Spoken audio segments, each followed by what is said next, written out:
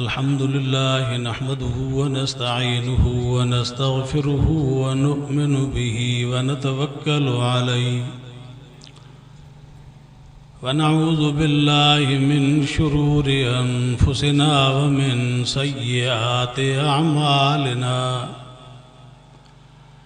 मन यहदिहिल्लाहु फला मुज़िल्ल लहु व मन युज़लिल्हु फला हादिय लहु व नशहदु अल्ला इलाहा इल्लल्लाहु वहदहु ला शरीक लहु व नशहदु अन्न सय्यदना व मौलाना मुहम्मदन अब्दुहु व रसूलुहु अम्मा बाद फ़अऊज़ु बिल्लाहि मिनश शैतानिर रजीम बिस्मिल्लाहिर रहमानिर रहीम वमन यब्तगि गैरल इस्लामि दीनन फलन युक़बल मिन्हु व हुवा फ़िल आख़िरति मिनल ख़ासिरीन। सदक़ल्लाहु मौलानल अज़ीम व सदक़ रसूलुहुन नबियुस सादिक़ुल अमीन व नहनु अला ज़ालिका लमिनश शाहिदीन व शाकिरीन वल्हम्दुलिल्लाहि रब्बिल आलमीन। इन्नल्लाह व मलाइकतहु युसल्लूना अलन नबी या अय्युहल्लज़ीना आमनू सल्लू अलैहि व सल्लिमू तस्लीमा। अल्लाहुम्मा सल्लि अला सय्यिदिना मुहम्मदिन नबिय्यिल उम्मी व आलिहि व बारिक व सल्लिम अदद कुल्लि मालूमिन लक दाइमन अबदा।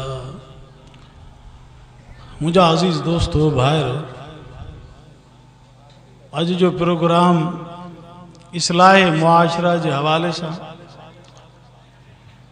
शुहदाए इस्लाम के उन्वान से इन जाइ ते मुनक़िद थी रहियो आहे, जंहिंमें तव्हां सां शरीक थिया आहियूं। अल्लाह रब्बुल आलमीन खां दुआ आहे तरफ़ से तव्हां असांजी हाज़िरी खे, हिन वेहण खे, हिन अचण खे मंज़ूर ऐं मक़बूल फरमाए।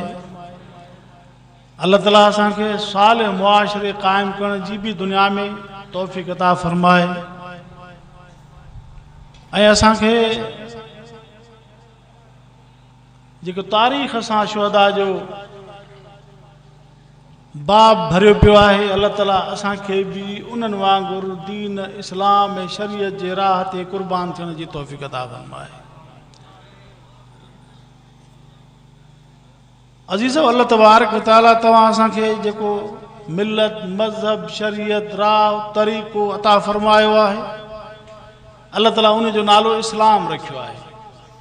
फरमाई रज़ीतु लकुमुल इस्लाम दीना, मां तव्हां जे लाइ पसंद कयां थो ज़िंदगी गुज़ारण जो तरीक़ो, दीन चइबो आहे ज़िंदगी गुज़ारण जे तरीक़े के इस्लाम वारो पसंद कयां थो।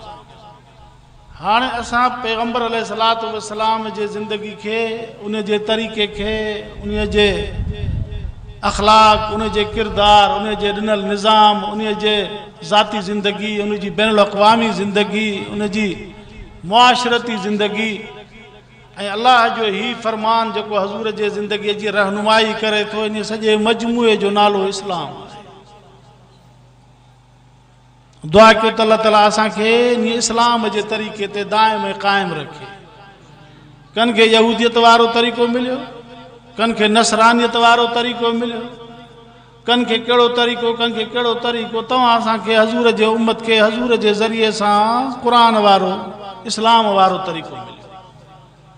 अल्लाह तबारक व तआला जीअं ॿियनि उम्मतुनि खे रहबर अता फरमाई, मिल्लत अता फरमाई, मज़हब अता फरमाई, साॻे ई नमूने सां अल्लाह ताला हज़ूर पाक सल्लल्लाहु अलैहि वसल्लम जे उम्मत खे तव्हां असांखे हज़ूर जे वास्ते सां भी मिल्लत ऐं मज़हब ऐं शरीयत अता फरमाई। उन्हनि उम्मतुनि जे अंदरि उहे माण्हू कामयाबी से हमकिनार थिया जन अंबिया जी इताअत कई, बाबा हज़रत नूह जी कौम में कहिड़ा बचा अल्लाह जे अज़ाब खां जन हज़रत नूह जी इताअत कई न, जेके हज़रत नूह जी कढ लॻा। जेकॾहिं को हज़रत नूह जी कढ न लॻो उहो ख़ुदा जे अज़ाब खां न बची सघियो। तोणे जो हज़रत नूह जो पुटु उन्हनि में शामिल हुयो।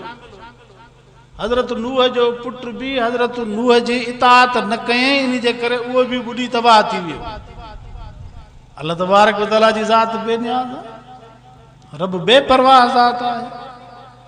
हज़रत नूह रड़ियूं करे थो, दाऊं करे थो, साईं इन नबनी मिन अहली, इन नबनी मिन अहली, इन नबनी मिन, मुंहिंजो पुटु, मुंहिंजो अहल, मुंहिंजो जिगर, मुंहिंजी रत। अल्लाह फरमाए थो इन उलैस मिन अहलिक, तुंहिंजे अहल मां असां हिनखे कटे छॾियोसीं। इन अमलुन गैर सालिह, हिन जा लक्षण ख़राब हुया, हिन जा अमल तुंहिंजे हुक्म जे उबतड़ हुया, इन जे करे असां हिनखे तुंहिंजे ख़ानदान मां कटे छॾियोसीं। अज़ीज़ो, दुआ कयो त अल्लाह ताला असांखे हज़ूर जे तरीक़े ते हलाए, अल्लाह ताला असांखे क़ुरान जे तरीक़े ते हलाए, अल्लाह तबारक व तआला असांखे उन पंहिंजे रब्बानी राह ते शरीयत जे मुताबिक़ ज़िंदगी गुज़ारण जी तौफ़ीक़ अता फ़रमाए। अल्लाह जो क़ुरान हर मोड़ ते असांजी रहनुमाई करे थो।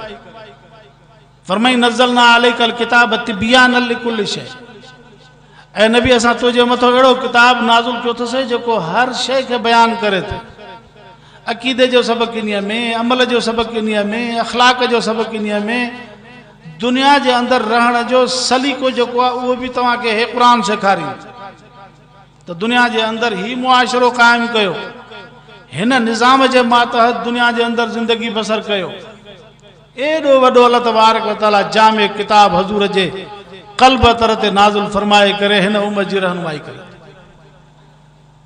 अल्लाह साईं पैगंबर खे फरमायो, वही क़ुरान जॾहिं हज़ूर जे क़ल्ब तर ते नाज़िल थियो, अल्लाह तबारक व तआला हज़ूर खे फरमाए थो, ए नबी दुनिया वारनि खे चओ हाणे कुल हाज़िही सबीली अदू इलल्लाह, चवनि त ही अथव मुंहिंजो रस्तो, मां तव्हांखे ख़ुदा जे तरफ़ छॾियां थो, मां तव्हांखे ख़ुदा जे तरफ़ छॾियां थो, ही रस्तो अथव अल्लाह जो, लिहाज़ा हिन खे चिंबड़ी वठो, हिन जे मथां अमल कयो, हिन जे निज़ाम खे दुनिया में राइज कयो। पोइ जेको इंसान दुनिया जे अंदरि क़ुरान खे छॾे थो, इस्लाम जे रस्ते खे छॾे थो, दीन वारे रस्ते खे छॾे थो, उहो इंसान भिटकी भिटकी दुनिया में जो ख़्वाब ख़ासिर थी निकिरे। अल्लाह फरमाए थो, वमन युशाक़िक़िर रसूल मिन बाद मा तबय्यन लहुल हुदा वयत्तबि गैर सबीलिल मुमिनीन नुवल्लिही मा तवल्ला व नुस्लिही जहन्नम वसाअत मसीरा। अल्लाह फरमाए थो त जंहिं रसूल खे असां हक़ ऐं सच सां तव्हां ॾे मोकिलियोसीं, हे सचो क़ुरान ॾेई करे मोकिलियोसीं, पंहिंजे तरफ़ां सचो पैगाम ॾेई करे, सचो मज़हब ऐं मिलत ॾेई करे असां उनखे मोकिलियोसीं तव्हां ॾे। पोइ हाणे जेकॾहिं को तव्हां उन रसूल जी मुखालफ़त कंदो ऐं उन रस्ते खे जेको हज़ूर जे पैरोकारनि जो रस्तो, उहो रस्तो अख़्तियार न कयईं, हज़ूर खे पुठी ॾिनई, हज़ूर जे पैरोकारनि खे बि पुठी ॾिनई, त अल्लाह तबारक व तआला फरमाए थो, नुवल्लिही मा तवल्ला, अहिड़े माण्हू खे मां धिको ॾेई छॾींदो आहियां, धिको ॾींदो, वनुस्लिही जहन्नम वसाअत मसीरा, फिरी फिरी वञी जहन्नम जे कुन में किरंदो आहे, जेका बुरे में बुरी जाइ। दुआ कयो त अल्लाह तबारक व तआला असांखे हज़ूर जे ग़ुलामनि जी ग़ुलामी नसीब फरमाए। अज़ीज़ो, दुनिया जे अंदरि खोड़ फ़िरका आहिनि, हर को चवे थो मां हक़ ते आहियां, हर को चवे थो मां हक़ ते आहियां, कुल्लु हिज़्बिन बिमा लदैहिम फ़रिहून। अल्लाह ताला क़ुरान पाक में फरमाए थो, हर टोलो पंहिंजी जाइ ते ख़ुशि आहे। तव्हां जंहिं बि फ़िरके वारे खां पुछो, चवंदो हर को मां चवंदो मां हक़ ते, उहो चवंदो मां हक़ ते, उहो चवंदो मां हक़ ते। बाबा हिन बांग खे हेॾो ट्रिको करे छॾियो अथव, असां हक़ ते आहियूं। अरे कलमे खे हेॾो ट्रिको कयो अथव, असां हक़ ते आहियूं। हे बाबा हे हीअं था कयो पिया, हीअं था कयो, असां हक़ ते आहियूं। हर टोलो पंहिंजी जाइ ते ख़ुशी में पुर आहे। हज़ूर छा फरमायो? पाण फरमायो त ॿियनि उम्मतुनि जा 72 फ़िरका थिया, मुंहिंजे उम्मत जा 73 फ़िरका थींदा, मुंहिंजे उम्मत जा। माना कलमे वारा हूंदा त हज़ूर जे उम्मत में शुमार थींदा न। फरमायो मुंहिंजे उम्मत जा, मालूम थियो त कलमे पढ़ण वारा हूंदा न हज़ूर ते, हज़ूर खे मञण वारा हूंदा न। फरमायूं मुंहिंजे उम्मत जा 73 फ़िरका थींदा। पाण फरमायूं कुल्लुहुम फिन्नार, हड़ई जहन्नमी हूंदा। हाणे हज़ूर जो उम्मती जहन्नमी, ॻाल्हि ठहे थी। हज़ूर जो फरमान आहे। फरमायूं कुल्लुहुम फिन्नार इल्ला जमाअतुन वाहिदा, हिकिड़ी जमात हूंदी, हिकिड़ी जमात। साहबा किराम पुछा कई मनहुम या रसूल अल्लाह, फरमायो उहे केरु हूंदा साईं, अल्लाह जा रसूल उहे कहिड़ा हूंदा, उहा कहिड़ी जमात हूंदी? फरमायूं जेके मुंहिंजे ऐं मुंहिंजे साहबा जे रस्ते ते हूंदा, इहे ई बचियल हूंदा। मुंहिंजे ऐं मुंहिंजे साहबा जे रस्ते ते हूंदा। मान अलैहि वसहब दुआ कयो त अल्लाह ताला असांखे रसूल वारो रस्तो, पैगंबर जे यारनि वारो रस्तो असांखे नसीब फरमाए। दुनिया जे अंदरि ईमान बचाइण ॾाढो ॾुखियो आहे, ख़ुसूसन हिन दौर जे अंदरि ईमान बचाइण ॾाढो ॾुखियो आहे। शैतान अलाए केतिरा हमला करे थो इंसान जे कलमे वारे जे कलमे ते, ईमान ते। अज़ीज़ो, हिकिड़ा आहिनि जानी दुश्मन, ॿिया आहिनि ईमान जा दुश्मन। जान वारो दुश्मन इहो भलो आहे ईमान वारे दुश्मन खां। जान वेंदी न, जान वञे त जान त वञणी आहे, अॼु न वई त सुभाणे वेंदी। दुश्मन जे हथारो न वेंदी, ईअं पाण ई वेंदी, साथ वञिणो ई वञिणो आहे। पर ईमान वारो दुश्मन जेको आहे इहो ॾाढो ॾुखियो, जो इंसान दुनिया में जो ख़ाली हथे हलियो वञे। अल्लाह तबारक व तआला अहिड़नि दुश्मननि खां महफ़ूज़ रखे। हिन दौर जे अंदरि दीन जे ख़िलाफ़, इस्लाम जे ख़िलाफ़, शरीयत जे ख़िलाफ़, हक़ जे ख़िलाफ़ अलाए कहिड़ा कहिड़ा हरबा हलनि था पिया, अलाए कहिड़ा कहिड़ा हरबा। कंहिंखे तमो ॾिनी वञे थी, कंहिंखे भउ ॾिनो वञे थो, कंहिंखे ख़ौफ़ ॾिनो वञे थो, कंहिंखे ड्रिजारियो वञे थो, कंहिंसां कुझु कंहिंसां कुझु। ये सब ईमान के फुरण जा हरबा। अल्लाह ताला असांजे ईमान के सलामत रखे। अल्लाह तबारक व तआला कुरान करीम जे अंदर फरमाए थो, ईमान वारो या अय्युहल्लज़ीना आमनु तक़ुल्लाह, ईमान वारो सब खां पहिरियों मां अल्लाह जो ख़ौफ़ दिल में पैदा कयो, मुंहिंजी ख़शियत दिल में पैदा कयो। जंहिं दिल में ख़ुदा जो ख़ौफ़ हूंदो, इन जो हथ जुल्म न कंदो। जंहिं दिल में ख़ुदा जो ख़ौफ़ हूंदो, इन जो कदम ग़लति पासे ॾे न वेंदो। जंहिं दिल में ख़ुदा जो ख़ौफ़ हूंदो, इन जे ज़ुबान मां ग़लति लफ़्ज़ न निकिरंदो।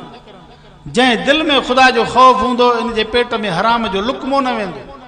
जंहिं दिल में ख़ुदा जो ख़ौफ़ हूंदो, उहो कंहिंजी बेइज़्ती न कंदो,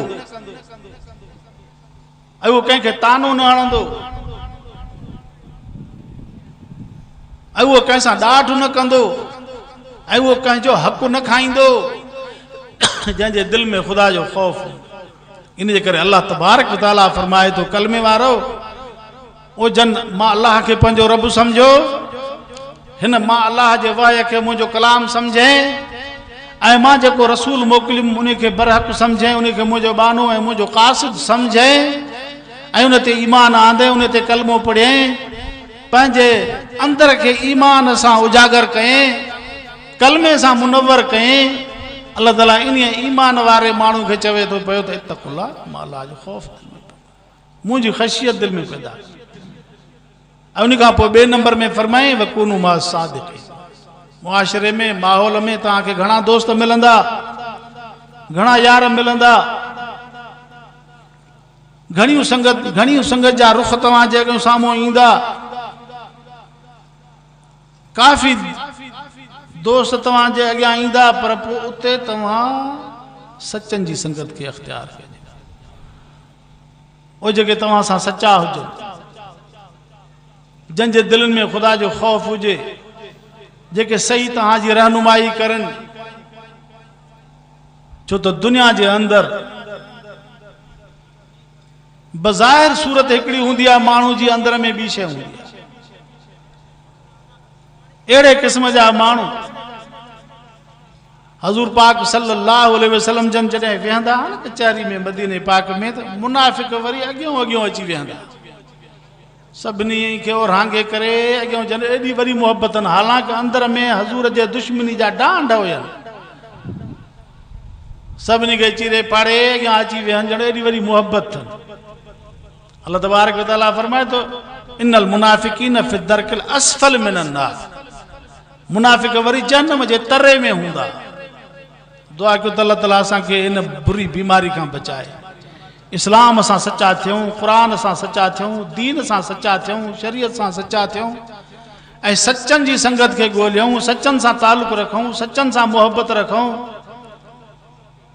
ऐं अॼु मुआशरे जे अंदरि माहौल जे अंदरि उहे माण्हू सचा आहिनि जेके अहले क़ुरान आहिनि उहे जेके क़ुरान सां सचा आहिनि जेके अल्लाह जे रसूल सां सचा आहिनि उलमा जी जमात दीनदारनि जी जमात पैगंबर जी वारिस जमात फरमायूं अल उलमा वरसतुल अंबिया आलिम अंबिया जा वारिस नबियनि जा वारिस आलिम आहिनि जीअं पैगंबर नबी पंहिंजे उम्मत जो ख़ैर ख़्वाह हूंदो आहे ऐं अल्लाह जो फरमान उनखे ॿुधाईंदो आहे ऐं उन नबीअ जी चाहत हूंदी आहे त मुंहिंजो हिकिड़ो उम्मती बि जहन्नम में न वञे अहिड़े नमूने सां फरमायूं त मुंहिंजा वारिस नबियनि जा वारिस आलिम अथव ईअं आलिमनि जी बि दिलि कुरंदी आहे त ही ख़ुदा जा बाना हज़ूर जा उम्मती जेकर जन्नत ॾे राही थियनि शैतान जे हमलनि खां बचनि हिकिड़े माण्हू अची करे साईं वॾनि रहमतुल्लाह अलैहि असांजे ॾाॾे खे दाह ॾिनी साईं कारी ईसा गारियूं ॾींदो आहे उन वक़्त में कारी ईसा हूंदो मरूम के पोड़ाकनि खे यादि हूंदो साईं वाइज़ में गारियूं ॾींदो आहे साईं घटि वधि चवंदो आहे ताज़ो असां वटि जीअं मौलाना अब्दुल कादिर रिंद साहिबु हूंदो उहो त घणनि ॾिठो हूंदो तेज़ ॻाल्हाईंदो हुयो या मौलाना अब्दुल्ला आज़ाद साहिबु हूंदो उहो बि तेज़ ॻाल्हाईंदो हुयो ईअं साईं जन रहमतुल्लाह अलैहि खे हिकिड़े माण्हू दाह ॾिनी त साईं कारी ईसा गारियूं पोइ पाण फरमायो पुट आलिम असांजा ख़ैर ख़्वाह आलिम असांजा ख़ैर ख़्वाह हिकिड़ो माण्हू जेकॾहिं दरिया में ॿुॾे थो ऐं उनखे ॿियो माण्हू को मथां बीठो आहे जे उनखे कढण जी कोशिशि करे थो पोइ जंहिं उन्हीअ जो हथु जेको मथां कढेसि थो हे ॿुॾे थो पियो हे गोता खाए थो मरंदो हाणे मथां कढण वारो माण्हू उहो हथु ॻोल्हींदुसि त हिन जो हथु किथे आहे उनखे पेर हथ में आयो त बि छिकींदुसि जे हथु हथ में आयो तॾहिं बि छिकींदुसि मथे जा वार आयसि तॾहिं बि छिकींदुसि ॾाढ़ीअ जा वार आयसि तॾहिं बि छिके ॿाहिरि कढंदुसि त हिन जो साह बचे हे बचे मथां हे मरे न पोइ पुट उन सां ख़ैर ख़्वाही कयईं या बदखाई कयईं साईं जन उनखे सम्झायो ईअं आलिम ख़ैर ख़्वाह आहिनि उलमा जी जमात में अचो आलिमनि जो क़दुरु कयो उलमा सां साथ ॾियो मैदान अमल में अॼु उलमा मौजूदु आहिनि अॼु उम्मत मरूमा खे इन शइ जी ज़रूरत आहे त सचनि जो साथ ॾेई करे अलाह वटि अलाह जे नबीअ वटि सुर्ख़ुरी थिए तमामु काफ़ी तव्हांखे आलिम सगोरा हिन ईंदड़ आचर ते दावत ॾेई चुका आहिनि मां बि तव्हांखे इहा ई दावत ॾियां थो त इनशा अल्लाह उलमा जे सॾ ते अचिबो उलमा जे सॾ ते अचिबो न भाउ सभु चओ ईंदासीं इनशा अल्लाह सभु ईंदासूं आलिमनि जो सॾु थियो आहे जाॾे बि सॾु थिए इन हक़ ऐं सच वारनि सां साथ ॾिबो ऐं इन्हनि जी तरफ़दारी कबी हज़ूर फरमायो मन कसर सिवाद क़ौमिन फहुव मिन्हुम मन कसर सिवाद क़ौमिन फहुव मिन्हुम जेको जंहिं जथे सां थी बीठो उहो उन्हनि जो आहे बसि दुआ कयो त अल्लाह ताला असांखे आलिमनि जे जथे सां बीहारे बाबा टोला आहिनि ॿ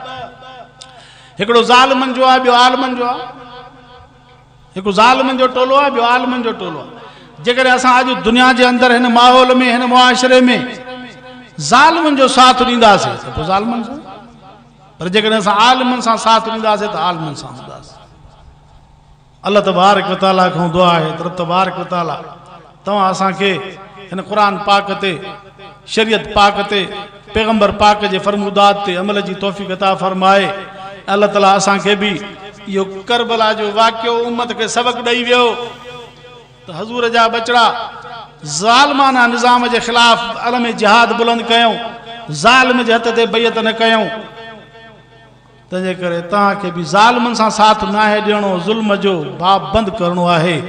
जीअं उन्हनि पंहिंजूं कुर्बानियूं ॾिनियूं, असांखे बि इहो कुर्बानी जो सबक़ु ॾेई विया। भले जा तव्हांजा बचा वञनि, तव्हांजो माल वञे, तव्हांजा पाणी बंदि थियनि, तव्हांजो रोज़ी बंदि थिए, तव्हांजो खाधो पीतो बंदि थिए, तव्हांजो मुआसिरो थिए, तोड़े तव्हांजी जान वञे। जीअं करबला में हज़ूर जे बचड़नि किरदारु पंहिंजो ज़ाहिर कयो, अॼु उम्मत जे अफ़रादनि खे बि हज़ूर जे बचड़नि वांगुरु ईअं ज़ालिमाना निज़ाम जे ख़िलाफ़ किरदारु अदा करिणो आहे। असांखे इहो सबक़ु मिले थो। पोइ को इमाम हुसैन की यादि खे कीअं थो मल्हाए, को कीअं थो मल्हाए, को कहिड़े अंदाज़ में, को कहिड़े अंदाज़ में। उलमाए हक़ हिन अंदाज़ में हज़रत इमाम हुसैन जी यादि खे ताज़ा करनि था, उम्मत खे सबक़ु ॾियनि था पिया त जीअं ज़ालिम जे हथ ते उन बैत न कई, पंहिंजी सुर कुर्बान कयईं, पंहिंजा बचा कुर्बान कयईं।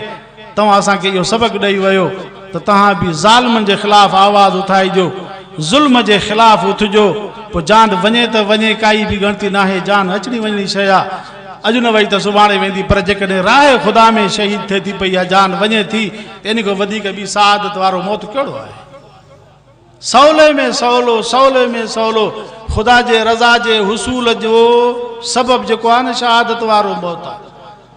शहीद जे खून जो कतरो धरतीअ ते किरंदो ई नाहे त ख़ुदा अॻे ई उनखे माफ़ करे छॾींदो। एॾो वॾो सवले में सवलो तरीक़ो ख़ुदा जे रज़ा जे हुसूल जो इहो ई मौत आहे। दुआ कयो त अल्लाह तबारक व तआला असांखे शहादत वारो मौत नसीब फरमाए, दीन इस्लाम ऐं शरीयत जे मथां मर्जी मिटजण जी असांखे बि तौफ़ीक़ अता फरमाए। वमा अलैना इल्लल बलागुल मुबीन। दुआ साईं जी थींदी आख़िर में इंशाअल्लाह। साईं वेठा आहिनि, इंशाअल्लाह उनजी दुआ थींदी।